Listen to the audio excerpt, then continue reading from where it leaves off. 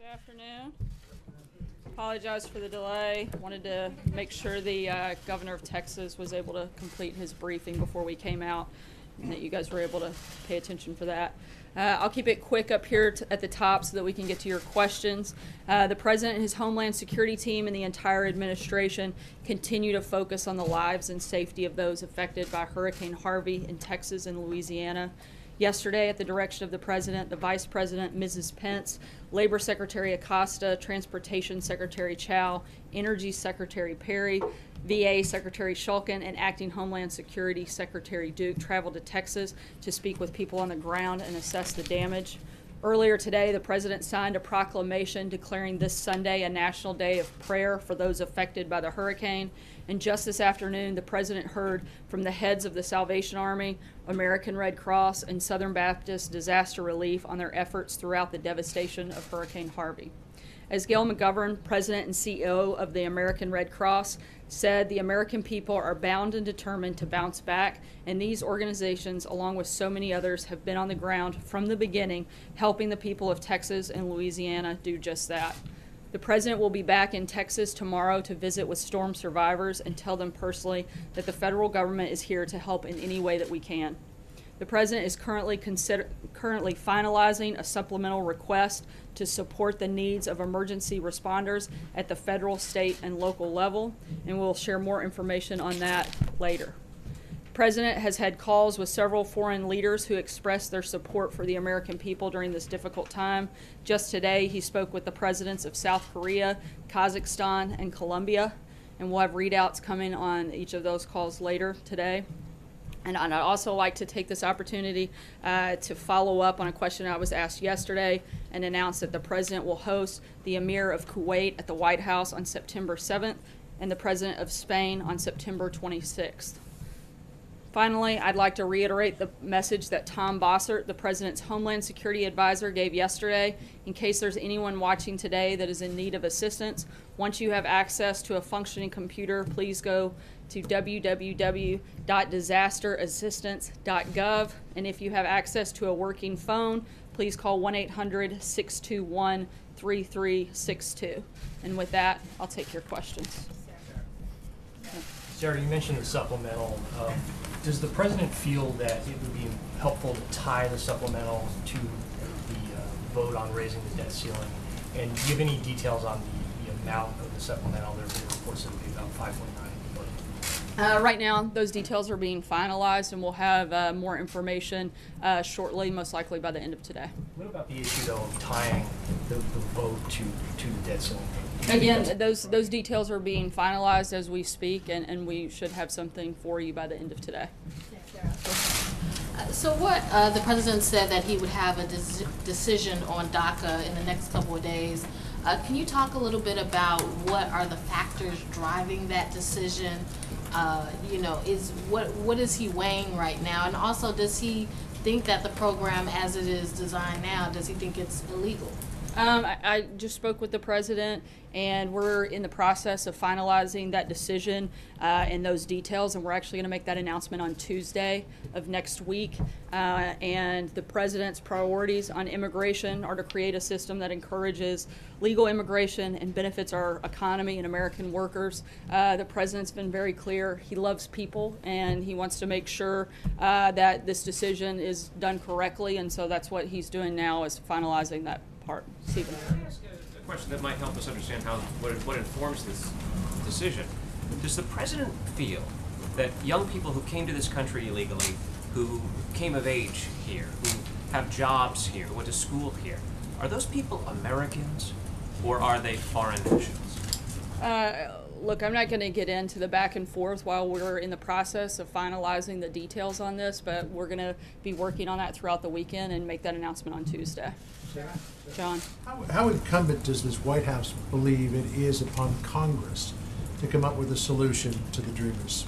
Again, we're in the process of finalizing the decision on this front, and once we make that, we'll walk through next steps of what any action that would be needed at that time. But if I could just follow, I asked that question because Senator Tom Tillis of North Carolina is introducing a conservative DREAM Act.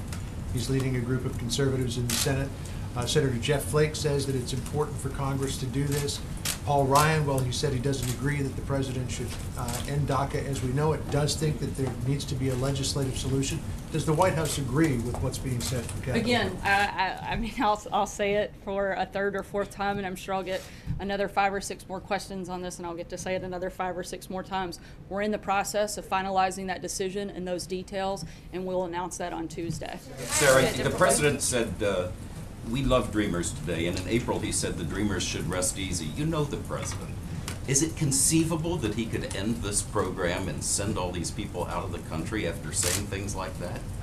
I knew I'd get another chance to say this. We're finalizing those details, and we're finalizing this decision. It is part of the answer is that we're finalizing this decision, and that would certainly be part of the details of the announcement on Tuesday. Sarah, thanks. The president has said that if we have to close down our government, we're building that wall. Is he backing down from that threat now?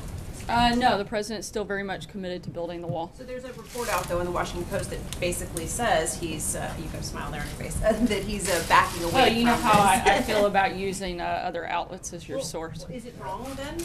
I think the president's been pretty clear what his position is. I would take that as the president's position over a report on what it is. Sarah, I can ask you 2 questions. One about the ROK call that happened today. Jan Happ already has a readout of the conversation, and in it, the South Koreans are saying that the President of the United States promised more missile capabilities to Seoul. Can you confirm that, and do you have any sense of what we're talking about there? Again, we'll have a readout out shortly, and we'll certainly make sure all of you guys receive that. Sarah? On NAFTA as well. Oh, sorry. The talks are going on now. Obviously, the President has made his feelings pretty clear, but he's also talked several times about terminating the deal. Is that on the table if these talks go forward in Mexico? Those negotiations are still ongoing, and no decision has been made at this time. Sarah? Shifting back onto Hurricane Harvey, has the president made a decision what charities he's going to donate to? Do you know if that's going to be coming from his own money or from the Trump Foundation? He has not finalized where all of that will go, and I was actually going to use that as it's a perfect segue to remind everybody if you have suggestions. He is very open to hearing those. We've gotten a couple, but please send more if you have them. John Gizzi? Oh, sorry. Whether it's going to be his personal money or money from the I haven't had a chance to do that, but I will. John? Thank you, Sarah.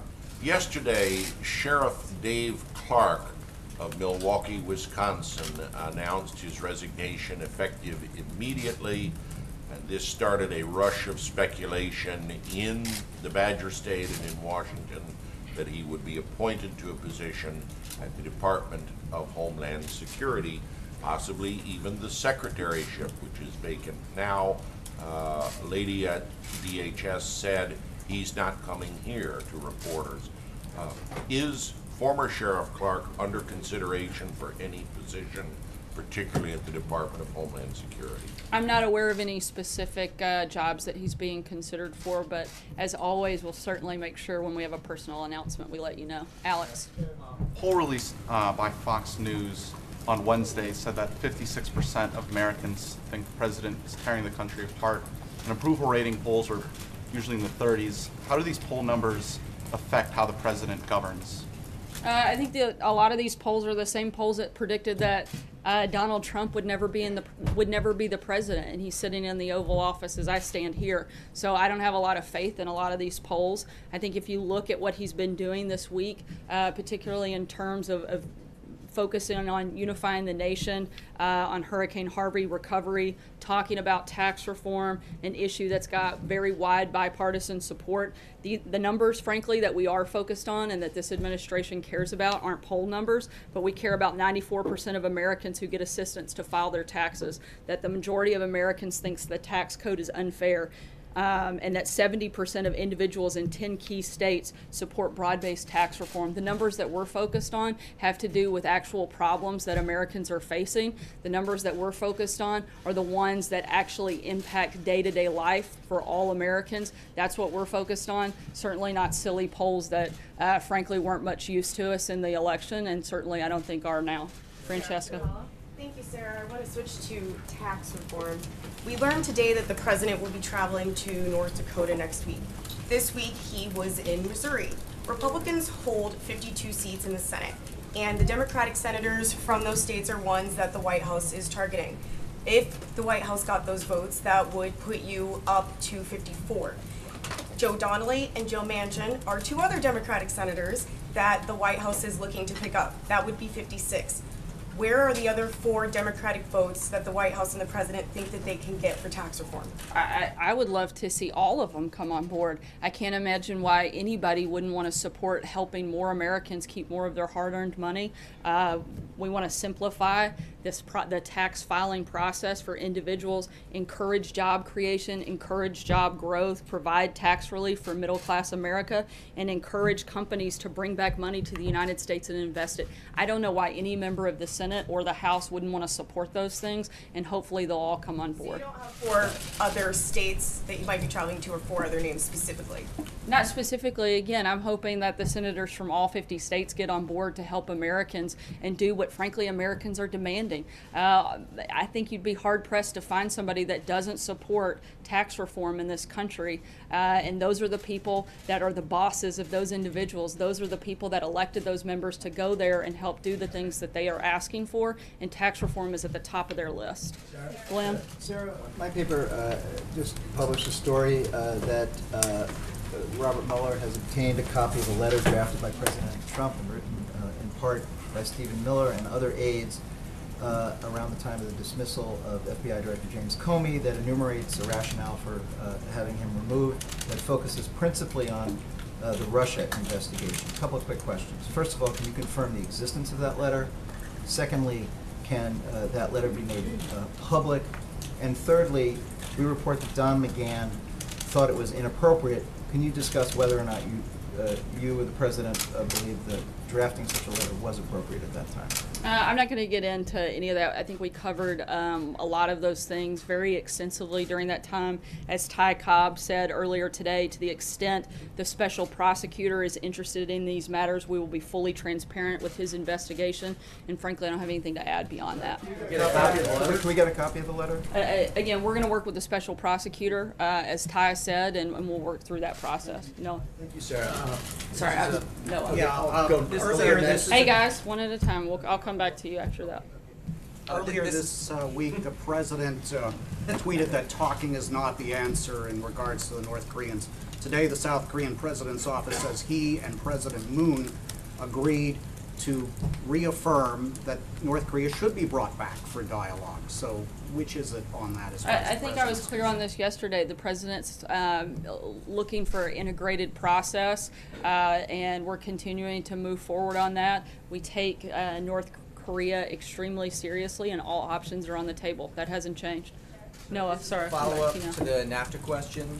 Mexico has threatened to end the negotiations that are going on if the president initiates steps to pull out of NAFTA. Would the president view that as a positive outcome? And is there any concern overall in the White House that the escalation of the rhetoric will hurt the White House's ability to craft a better deal as the president has promised? No, we're continuing to move forward in these negotiations, and as the president says, we'll see what happens. April? She says April, I'm sorry. On DACA, I'm sorry. On the issue of DACA, the vice president said that the president will use a big heart in making this decision. What is the definition of a big heart? Again, I'm not going to get into the back and forth on this until there's a finalized decision, which we're in the process of doing, and we'll make that announcement on Tuesday. I have one more. On jobs. What is this White House saying about jobs, particularly as the unemployment rate is at 4.4%, but you have continuation historically of African American and Latino rates that are higher. For August, the African American unemployment rate 7.7%, the Latino rate 5.2%, the white rate 3.9%. A few weeks ago, Stephen Miller was at this podium talking about the black unemployment rate versus that of the immigrants. Is there going to be a targeted approach? I mean, these numbers bear to show that there is a difference when it comes to minority American unemployment versus mainstream American. I think you make a great point for why we need tax reform. It's one of the primary reasons that that's a top priority for this administration, is to do a massive overhaul of the system so that we have a better environment. We're creating more jobs, higher paying jobs, and I think that's a perfect example. There were 150,000 new jobs created over this time period, and since the president came into office, 1.2 million new jobs. We are incredibly focused on this. This is not just something that we've been talking about, but something that the president has been very active in since day one. He's gotten rid of over 800 regulations that have created a better environment for job creation. We're continuing to focus on that primarily through tax reform, and that's why it's such a big deal for us in the fall. Sarah, Dave? Sarah, you said, can you confirm? I'll come back to you next. Let me go to Dave. Confirm that the president is meeting with congressional leaders on Tuesday about tax reform, and does that mean that the details are almost finished? He is meeting with congressional leaders next week, and I believe it's Tuesday. Yeah, I believe that's right. And I believe there's a second meeting on Wednesday as well. It is almost finished? That means that, you know, we're pushing forward. We're going to continue, again, focused on those 4 principles, using that as the guide and the focal point moving forward, and sit down with a lot of members of Congress to make sure we get this deal done. Thank you, Sarah. 2 questions.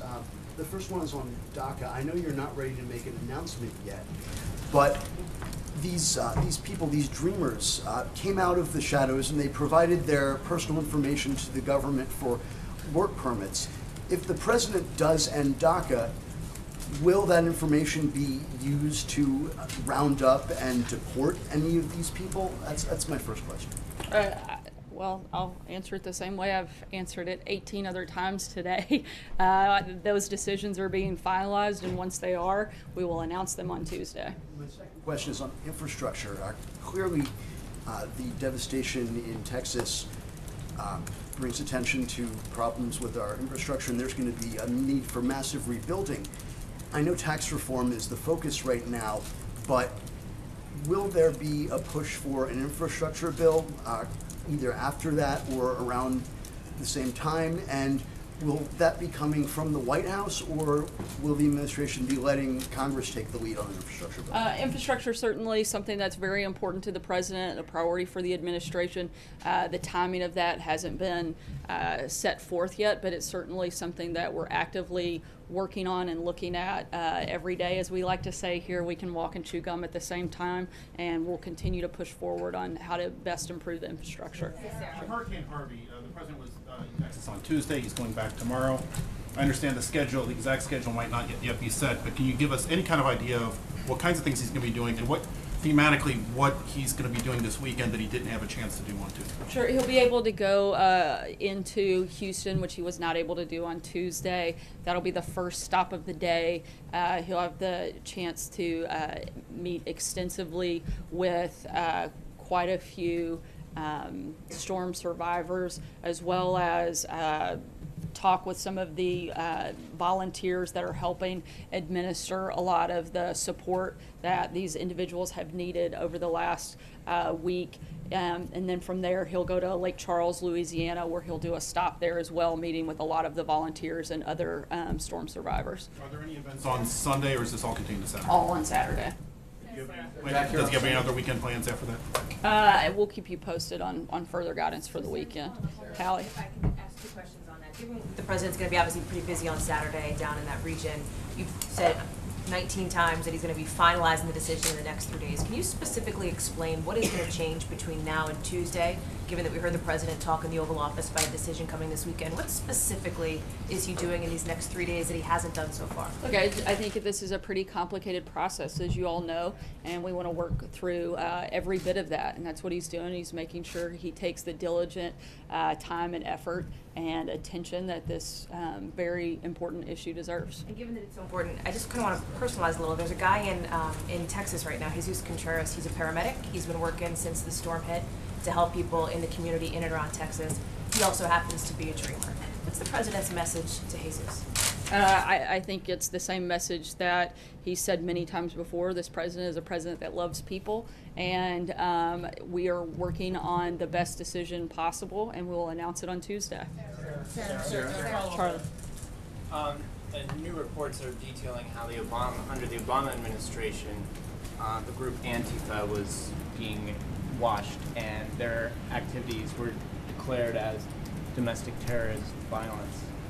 My question is, was the president or his chief of staff aware of those investigations and reports before Charlottesville? I'm not sure. I'd have to ask, and I haven't had that conversation, Charlie. Is he tracking the rise of violence from this group going forward? I'm sorry, is he what? Is he tracking the rise of violence from these groups going forward? I think we're certainly, constantly monitoring all violence across the country as best we can, and something certainly that the Department of Homeland Security and the administration takes very seriously, and is constantly looking for ways to end all violence in all forms. So certainly that would qualify. The follow-up to Hallie's question for a moment. I think I read there were 120,000 Dreamers in the state of Texas. Is that in any way weighing on the president's decision about DACA and what the situation there is? Again, I think that this isn't a decision that the president takes lightly, and he's taking time and diligent effort to make sure that he goes through every bit of the process, and he'll continue to do that and make that announcement on Tuesday. I'm sorry? Is what's happening in Texas and even Louisiana I think the perhaps weighing decision on him at itself all? is weighing on him, certainly. Margaret? Thanks, Sarah. I've got two. The first one is coming back after the Labor Day weekend. There's obviously a lot of stuff on the agenda. It's going to be a busy September. There were some tensions between the president and congressional Republicans over the summer, and I'm just wondering if he has a message for them that you would want to share about any reset that he hopes to effect in the next 4 days before he comes back. And I also wanted to ask you, with all the caveats that you're allowed to discuss this letter that is part of an investigation. Let me answer the first question so we don't get lost in that. I think that the message that the president would have for the members of Congress would be, let's get to work. You've had a nice long break here, and we've got a lot of things to do. We've got some big commitments to the American people that we need to fulfill, and we need to do some really big and bold things throughout the fall, and hopefully they'll get on board and be part of that process. The letter, as reported, suggests that some of the rationale did have to do with Russia, but the president initially talked about Hillary Clinton, and I'm wondering whether you can square those two for us. Do you think his messages, do you think there's now an inconsistency that needs to be addressed? And would you like to address it from the podium? I'm not sure I'm following fully your question, but as I said earlier, in reference to the letter and the Comey firing, we have discussed that extensively. In fact, I've done that many times from this podium, and I'll refer you back to Ty Cobb's statement that I read earlier. There's nothing more to add on that. Sure. Sarah, can I drill down on what is driving the DACA review and final decision? Is the president reviewing the merits of the DACA policy, or is he reviewing the legality and validity of the process the Obama administration used to grant it? In other words, if Congress were to move to protect the Dreamers, would he be in support of that? Would he sign on to such an effort? There does seem to be interest there. What's he reviewing? Again, I hate to sound like a broken record, but since you guys are, then I guess I have no choice to be. But we're continuing to work through this decision process, and I'm not going to go any further than that. The president's made a lot of statements on this, and he's going through all of the details of this very thoroughly, and once a final decision is made and those details are ironed out, we'll let you guys know on Tuesday. Just as we're wrapping up here, a reminder, if you have suggestions for the president to contribute to, that would be great if you could get those to us by the end of the day. And also we encourage everybody to participate in the National Day of... We will make America great again.